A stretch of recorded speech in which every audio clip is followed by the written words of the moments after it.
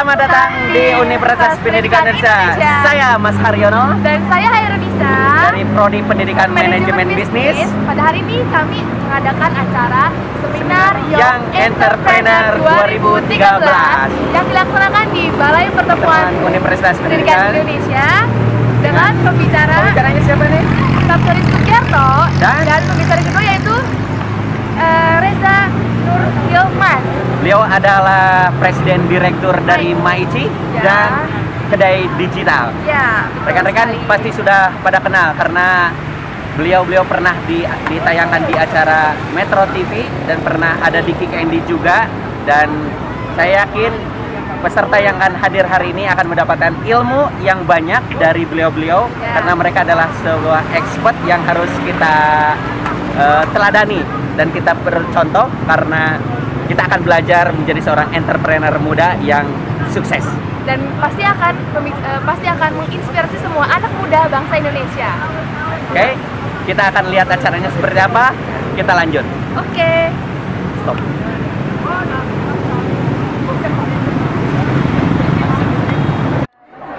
Sip. Oke, kita sudah sampai di tempat seminarnya. Di Balai Pertemuan. Kita lihat sudah banyak kerumunan orang datang dan para pengunjung pun begitu padat. Dan kebetulan katanya tadi saya tanya ke beberapa panitia yang on the spot itu sudah mulai banyak. Lihat sebelah kiri itu sudah terlihat bazar.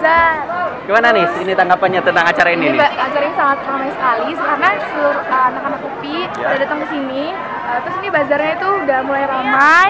Lalu kita bisa lihat di sebelah sana. Nah, itu buat penerima tamu. Oke, kita wawancara salah satu nih. Mohon maaf Mbak, namanya siapa Mbak? Namanya siapa? Windy dari mana? Mbak Windy. Pendidikan Sosiologi. Kenapa tertarik untuk datang ke acara ini? Soalnya kan kebetulan punya usaha juga ya, kecil-kecilan gitu. Kayak pengen tahu aja trik-triknya. Oke, usahanya apa sih misalnya kalau boleh tahu saya? Bikin aksesoris gelang. Bikin aksesoris, oh. Bazar nggak? Ikutan bazar nggak? Oh, nggak apa-apa. Soalnya nggak tahu. Oke, terima kasih Mbak Ni atas waktunya. Oke, kita lihat ke depan ke dalam. Kita lihat keramaian sudah datang, sudah banyak orang yang hadir di acara ini dan acara akan segera dimulai. Pengunjung udah mulai datang. Sudah mulai ini. Ya.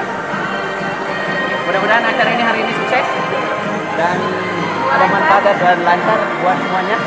Dan kita nanti akan wawancara dari seorang prodi dari Pendidikan Manajemen di sini. Seperti apa tanggapan beliau dan kenapa mengadakan acara ini. Terus sekali.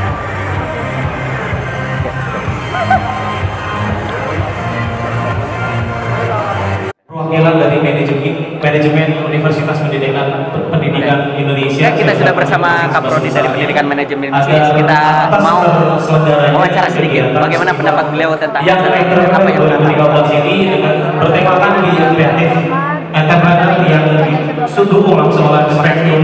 Kami dari program Interior Enterprise Promo Cantik nomor 1 di Indonesia. Seminar Young Entrepreneur 2013 kerjasama.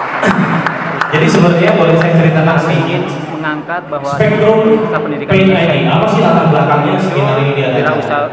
Wira-usaha Spektrum PNID sebagai bentuk wujud dari dedikasinya dan kepedulian Spektrum PNID itu akan kita galakan khususnya kepada para anak tentang bagaimana menjadi seorang wira-usaha yang ini adalah salah satu kegiatan atau aktivasi yang dilakukan oleh Spektrum PNID sebagai wujud dedikasi kepada mahasiswa dan juga calon-calon. Terima kasih Pak atas kesempatannya. Mudah-mudahan hari ini acaranya sukses dan berhasil, dan nanti kita akan wawancara dengan salah satu dari pemateri dari acara ini yaitu Pak Sabtu Haji yang dari Kedai Digital. Oke, terima kasih Bapak atas waktunya. Informasi lebih lanjut mengenai kompetisi ide bisnis dan lain sebagainya akan diumumkan. Kita sudah bersama orang yang spesial yang sudah tentunya dicari-cari sama orang Indonesia nih. Dia Pak Sabto tadi. Ternyata tadi terinspirasi. Ini satu pertanyaan Pak Sabto. Ya. Dari saya, apa sih passion yang menjadi passion Pak Sabto untuk bisnis ini gitu aja? Untuk bisnis apa sih, kenapa jadi orang berbisnis itu bukan hanya mengejar uang, tapi juga mengejar manfaatnya. Jadi kalian kalau memulai bisnis misalnya tujuannya adalah untuk berbagi manfaat, itu semangatnya selalu ada. Ya toh? Jadi saya sendiri pun apapun bisnis yang saya jalani, mau di kuliner, mau di bisnis kreatif, atau mau di merchandising, ternyata ketika saya bisa memberi manfaat ke banyak orang itu menyenangkan, jadinya kecanduan. Jadi kalau kalian mau menemukan manfaat itu menjadi dasar semua buat bisnismu, insya Allah kamu enjoy aja. Jadi nggak pilih-pilih misalkan saya harus bisnis, passionnya harus di sini, enggak. Jadi semua boleh. Mau diambil sesuai dengan hobimu boleh kok. Kalau bisnis sesuai dengan hobi itu kamu seperti menjalankan bisnis, tapi seperti menjalankan hobi, tapi menghasilkan duit.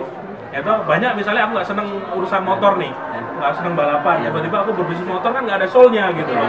Lebih baik aku yang sesuai dengan hobiku tapi menghasilkan duit. Dari situlah manfaat kita bagi. Satu lagi Pak, gimana sih tips buat mahasiswa untuk startup bisnis tuh? Mulailah, kalau mahasiswa itu mulai dengan bisnis yang sederhana aja. Jadi tidak harus bisnis yang modalnya ratusan juta. Kadang bisnis yang modalnya cuma 500.000, 1 juta pun bisa dilakukan. Tapi ketika walaupun bisnis itu kecil, ketika nanti sudah jalan, tolong jangan langsung dihabiskan. Kalau dapat untung, puter lagi. Lama-lama asetmu itu cuma satu, tiba-tiba asetku banyak ya. Dulu hanya punya modal kios kecil, sekarang kiosnya ada 3. Itu sebenarnya penambahan aset. Terus menikmatinya kapan Mas? Nanti, tunda aja, tenang ya. Jadi yang kalian berhak itu ambil adalah gaji sebagai per bulan, sebagai manajer misalnya. Tapi nanti hasilnya kamu sebagai owner setelah 3 tahun, 5 tahun baru nanti kamu ambil. Jadi memang mahasiswa itu tidak boleh puas di awal. Kalau mau berbisnis di awal tuh harus berani prihatin dulu, harus berani untuk berdarah-darah ya toh. Tapi kan nggak apa-apa berdarah-darah untuk perusahaan sendiri ya toh. Daripada berdarah-darah di perusahaan orang terus ya. Gitu ya. Kan ada mindset dari mahasiswa ini, aduh saya nggak punya modal kan Mas Sabto. Gimana itu untuk apakah harus bisnis itu harus dengan modal? Apakah istilahnya kan ada dalam artian kalau saya sih nih ada ilmu bagus. Menjual diri kan. Ya. Jual diri pun boleh kalau misalnya jual kemampuan gitu, bukan menjual yang lain. Betul.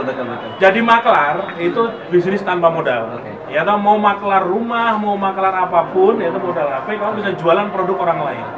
Ya toh, ngambil produk siapa, saya jualkan, bantu belakangan. Jaminannya bisa KTP. Ya toh, ijazahmu pun jadi menjaminkan bisa. Itu jurus pertama. Apapun jadi maklar. Yang kedua, ada ilmu baru menarik gitu. Modal KTP. Oh, bisnis modal KTP, Mas.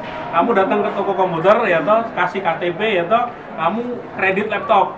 Harga 10 jutaan aja. Yang cicilannya itu sekitar 2 tahun atau 3 tahun, ambil yang per bulan 400-500 ribu. Laptop cair ya toh, KTP kan sudah jaminan, kamu sudah punya kredit, itu laptop dijual. Kalau sudah kan dapat uang, laku misalnya 8 juta buat bikin apa, warung kecil-kecilan jadi duit. Hasilnya buat jualan, bayar laptop nanti.